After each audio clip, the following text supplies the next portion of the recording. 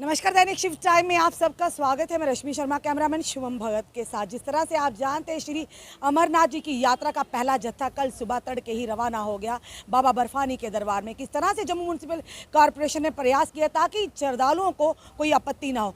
कई दफ़ा किसी साइट पर देखा आपने कि वीडियो भी वायरल हो रहे हैं कि पंजीकरण को लेकर और साथ ही साथ पानी और बिजली की समस्या को लेकर यात्री जो है परेशान है। जानने का प्रयास करेंगे जम्मू के मेयर चंद्रमोहन गुप्ता। सर, सबसे पहले आपका बहुत बहुत स्वागत है। धन्यवाद।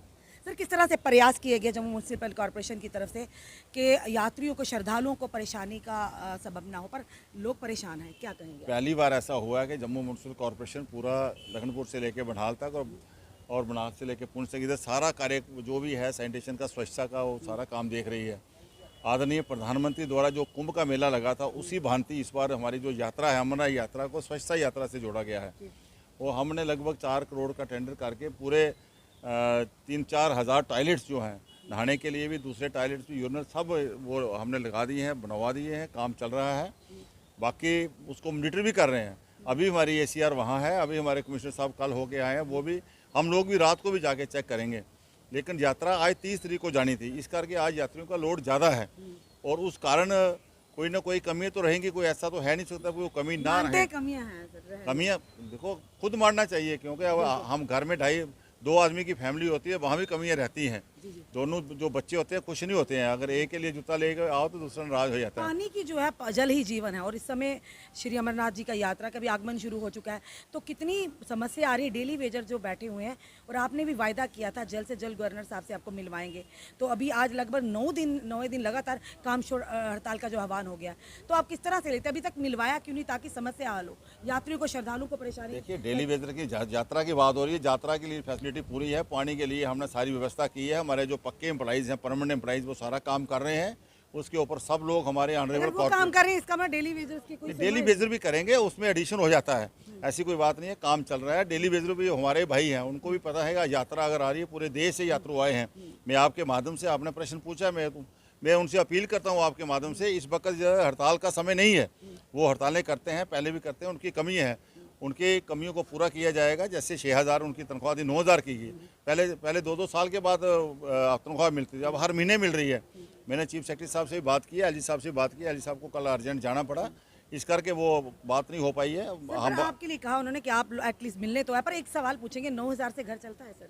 देखिए, घर तो 90,000 से नहीं चलता है। घर तो जैसे जैसा अपना लिविंग स्टैंडर्ड होता है, 9,000 से आप कह रहे हैं समय मांग रही है एडमिनिस्ट्रेशन, आप लोग भी समय मांग रहे हैं।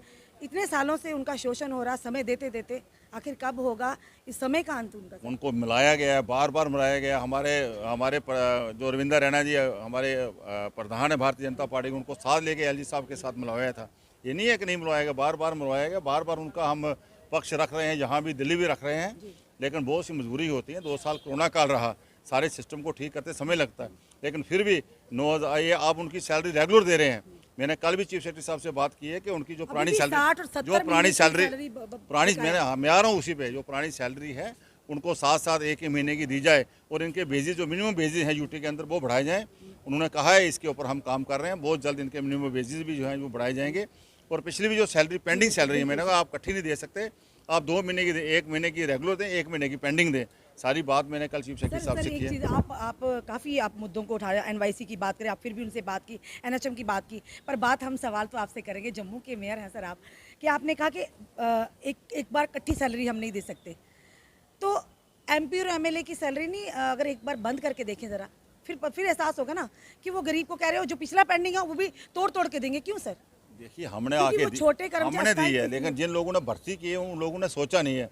जब ये लोग हमारे भाई भर्ती हुए थे 580 रुपये में, 680, 980, 1580 में, तब इन लोगों को सोचना था कि हम 580 या 980, 1580 में हम कैसे घर चलाएंगे। जो पुरानी सरकारें थी रोजगार दिए, तो उसी हिसाब से 1580 से 980, 9,000 हो गया। मैनिफेस्टो में रखा था। आज भी लोग ऐसे लोग हैं जो इससे भी कम सैलरी ले रहे हैं। मेरे पास सुबह एक लड़का आया, पता नहीं कहाँ लगा हुआ है, वो हेल्थ में 3,000 ले। मैं, तू पागल है, 3,000 में घर चलता है? तू प्राइवेट जॉब में चला जाए, तेरे को 15,000 में मिल जाएगा, 16,000 में मिल जाएगा।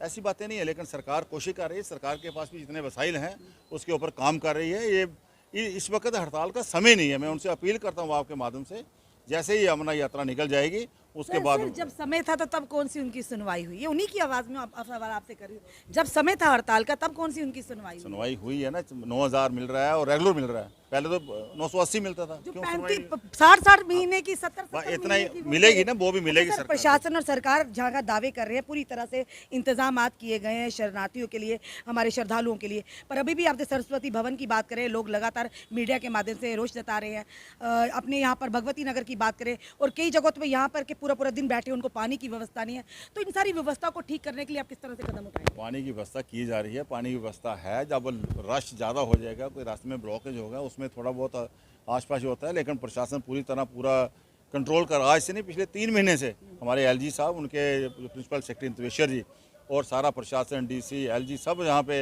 हमारे डिप्टी कमिश्नर सब लगे हुए हैं और आगे भी इस काम को हम देखेंगे। धन्यवाद।